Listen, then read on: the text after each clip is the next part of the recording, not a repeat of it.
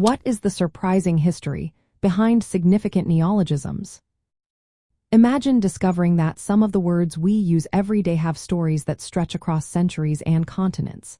Neologisms are not just new words. They are living pieces of history that show how language evolves with culture and technology. Many famous words we take for granted started as fresh ideas, created by writers, scientists, or even everyday people. For example, the word pandemonium was invented by John Milton in the 16th century to describe chaos, and later popularized by writers like Charles Dickens, who used boredom to describe a feeling that was just beginning to be understood. Lewis Carroll, the author of Alice in Wonderland, made up chortle by blending chuckle and snort, showing how playful language can be. Neologisms often come from different ways of forming words. Blending or portmanteau is common, like brunch from breakfast and lunch, or glamping from glamorous and camping. Backformation is another process, where new words are made by removing parts from existing words, like burgle from burglar or televise from television. Combining whole words creates new terms like live blogging or homeschooler.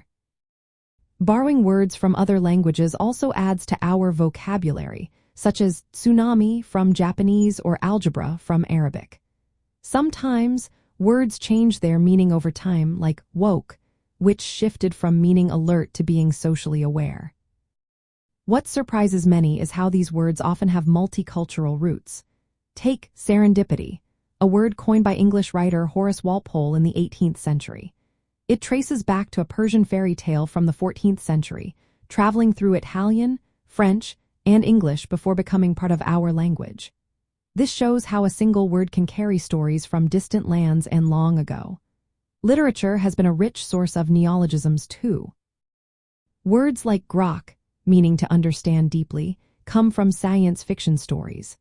Others, like Orwellian or Kafkaesque, are derived from authors George Orwell and Franz Kafka to describe certain ideas or atmospheres. Some words even come from names of characters, like Scrooge for a miser or Pollyanna for someone overly optimistic. Neologisms help language keep pace with the world around us.